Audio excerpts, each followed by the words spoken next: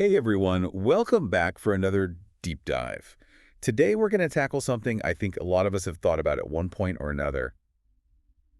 Kids Oh, and happiness. yeah.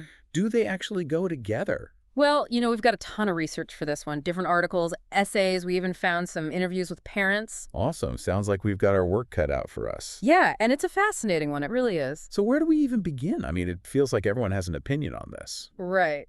But I think what's so interesting is it's not just opinions. Like you said, we've got the research. And it's not a simple answer. Okay, that's what I like to hear. It's not just a yes or no kind of thing. So what are we seeing in the research? Well, there's this whole thing researchers call the parenting paradox. Okay, a paradox. I like where this is going. But before we jump into all that, why don't we start with some of the stuff we usually associate with kids and happiness? Like what generally comes to mind? Yeah, the good stuff. Makes sense to me. Mm. Exactly, those warm, fuzzy feelings. Mm. I think one of the most universal ones is unconditional love. Oh, yeah, for sure. It's like almost the definition of what it means to be a parent, right? Right, that Mhm. intense bond between parent and child. But is it just a feeling, or is there something more? That's a good question. I mean, I think most people just take it for granted, right? Like it's just natural to love your kids. But some anthropologists actually argue that it's like evolutionarily hardwired into us, Eh? a biological imperative. Whoa, I never thought of it that way. Like, think about it. Raising a kid takes so much energy, so much time, so much, well, everything. Yeah, no kid. Without that deep, I mean, almost irrational love, would our ancestors have been motivated to do it? I mean, honestly, probably not. That's pretty amazing when you think about it like that. Right. It's like this superpower that ensures the continuation of the human race. I like that. An evolutionary superpower. It's not just about keeping the species going. Unconditional love also transforms us as people. Like, it can make us more patient, more selfless, even make us better at putting someone else's needs before our own. Hmm.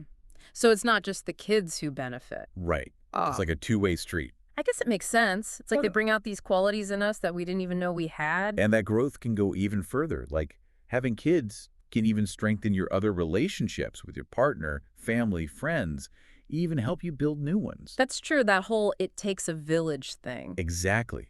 It kind of expands your world in ways you wouldn't expect. Okay, but let's be real for a second. Yeah. Having kids isn't always sunshine and rainbows. Like, remember those first few months with a newborn? Oh, tell me about it. Talk about sleep deprivation. Yeah, and there's research showing parental stress levels actually peak in those early years.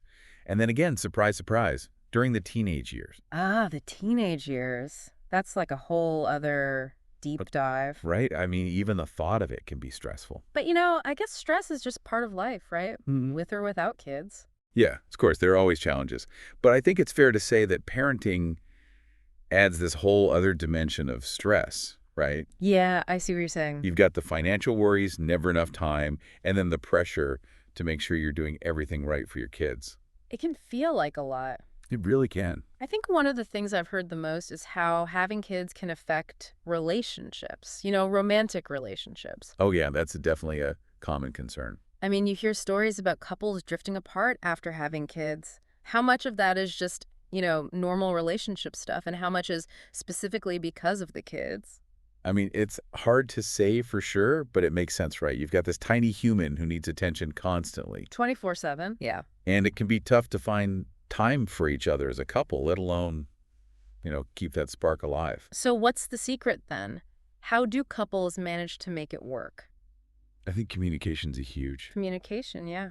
Being open about what you need, making an effort to connect, even when you're totally exhausted. And maybe most importantly, remembering why you fell in love in the first place. Okay, so you're saying it's about making the relationship a priority, even with everything else going on. Yeah, exactly. And sometimes it's about asking for help, right? Help. Oh, yeah, that makes sense. Grandparents, babysitters, even friends. Sharing the load can be a lifesaver. Speaking of sharing the load, we came across this story of Maria, a single mom of two. Oh yeah, Maria's story is amazing. It sounds like she was feeling super overwhelmed, especially in the beginning. Definitely trying to balance work, childcare, and everything else. It's a lot for anyone. It is, but her story is inspiring too, right? Absolutely. It shows that even when things are incredibly tough, you can still find so much joy in being a parent. And it sounds like she found the strength she didn't even know she had. Right, and that's what's so interesting about this whole question of kids and happiness. What do you mean? It forces us to face our limits, to push ourselves in ways we never thought possible. Okay, I'm starting to see what you mean about it not being a simple answer. It's like this massive personal growth journey. Right. And that kind of leads us back to that paradox we mentioned earlier, the whole Mm. parenting paradox thing. The paradox. Oh, right. I almost forgot. So what researchers have found is that parents often say they have lower levels of happiness day to day, but they also report a higher sense of life satisfaction in meaning overall. Wait, so even though they're stressed, sleep deprived, maybe even a little miserable sometimes, they still feel more fulfilled. Exactly. It's like those tough moments are balanced out by this deeper sense of purpose, of love. Wow. Okay. So basically, what we're learning here is that this whole kids and happiness thing is complex, it's messy, and definitely full of contradictions. Yeah, pretty much. Hmm. But before we all have an existential crisis, I think it's time to talk about what we can actually do. Yeah, good point. Let's shift gears a bit and talk about some practical tips for finding happiness on this wild ride called parenthood. Sounds good to me. All right, let's do it. So I think one of the biggest things is having realistic expectations. Realistic expectations are. Like imagine you're going into parenthood thinking it's going to be, perfect all the time, like something out of a movie. Yeah, like Instagram perfect families, right? Exactly. But the truth is, there will be tough moments like tantrums, sleepless nights, times when you wonder what you've gotten yourself into. Oh, absolutely. And if you go in thinking it'll be easy, that's got to be a recipe for disaster. Right. But if you accept that these challenges are just part of it, Yeah. you're less likely to get overwhelmed when they happen. So it's about embracing the chaos. Yeah, I like that. Embrace the chaos, let go of this idea that it has to be perfect, and find the joy in those imperfect moments. I love that. And that brings us to another important point, self-care. Okay, self-care. But isn't that kind of selfish when you have kids? Like, shouldn't you be putting them first all the time?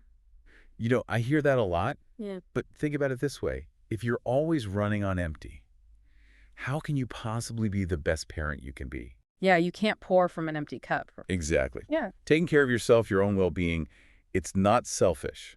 It's actually essential if you want to show up for your kids. Okay, that makes sense. So what are some good ways to practice self-care when you're a parent? Well, it can be anything, really. Even small things like taking a quick walk, having a hot bath, maybe 5 minutes of meditation, anything to recharge. Yeah, I guess it's about finding those little moments for yourself. And it's cool. You're also setting a good example for your kids by showing them that it's important to take care of themselves, too. True. Okay, what else? This one is often overlooked. Prioritize quality time over quantity. What do you mean by that? It's not about spending every single second with your kids. It's more about being fully present when you are with them. Okay, so put away the phones, turn off the TV. Right. Engage with them on their level. It could be reading a book together, playing a game, just goofing off. Whatever it is, be there in the moment. Yeah, those simple moments can be so powerful. They really are.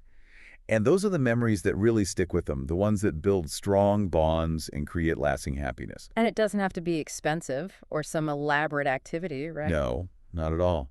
Some of the best memories are made in the backyard with a sprinkler and a bucket of bubbles. It's about finding the joy in the everyday stuff. Exactly. Okay, ready for another one? Hit me with it. Practice gratitude. Gratitude. I love that. But how does that work with parenting specifically? Well, it's easy to get caught up in the challenges, right? All the stuff we were talking about earlier. Oh, yeah, the sleepless nights, the never-ending to-do list, all of it. It's like you get so focused on what's going wrong that you forget to appreciate the good stuff. So it's about shifting your perspective, noticing the good things. You got it. Instead of stressing about the laundry, you might take a moment to appreciate those cute little giggles coming from the bathtub. It's like hitting a mental reset button. Exactly. And there's actually research showing that gratitude can make you happier and less stressed. Okay, I'm sold. What else you got? Last but not least, build a strong support system. Ah, that's so important. It really is. It's about reaching out, asking for help when you need it.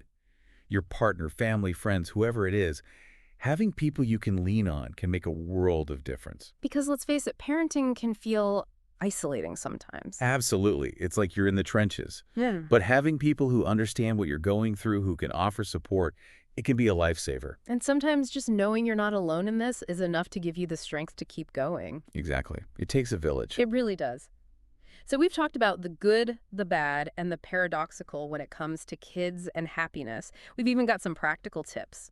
But what does all this mean for our listeners? Well, I think the big thing we've learned is there's no easy answer, right? Right. There's no magic formula. It's not like have kids, be happy, or don't have kids, be Like, happy. it's so individual. It really depends on so many things. Like what? Your personality, your relationships, your support system. Yeah, Yeah. makes sense when you put it like that. Everyone's different. And even your cultural background plays a role, you know? It's almost like those, are you a cat person or a dog person quizzes? Right. Yeah, exactly. No right or wrong answer, just what fits. So all this info we've been talking about, what's the point? It's about giving you the tools to make a good decision, an informed one, weighing those joys and challenges. So it's not about saying everyone should be a parent No, not at all. or that it's always going to be sunshine and roses. More like understanding the complexity. Yeah. And like you said, it's messy. There are ups and downs. Absolutely. And even within the same family, things can be so different. Oh, yeah, that's huge. One parent might be loving every minute of it. And the other's like, when will they sleep through the night? Exactly. So there's no one right way to do this whole parenting thing. And no magic formula for happiness either. It's Oh. more about finding what works for you, for your family, and being kind to yourself along the way. Self-compassion is key. Okay, so as we wrap up this deep dive into kids and happiness, I want to leave you with a thought. Ooh, I like these. What really stuck with you today? What surprised you? What are you still wondering about? Like, maybe you're thinking about having kids, and this has given you some things to consider. Or maybe you're already a parent and you heard something you relate to, you know? Either way, keep the conversation going. Mm. Talk to your partner, friends, family. Yeah, don't let this be the end of it. Share your thoughts, your questions. Because this whole topic, it's constantly evolving. And parenthood, well, it's a journey, not a destination. Perfectly said.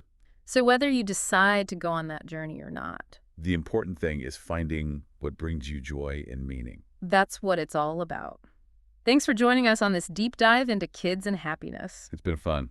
Until next time, keep seeking those moments of connection, keep learning, keep growing, and we'll see you back here soon for another deep dive.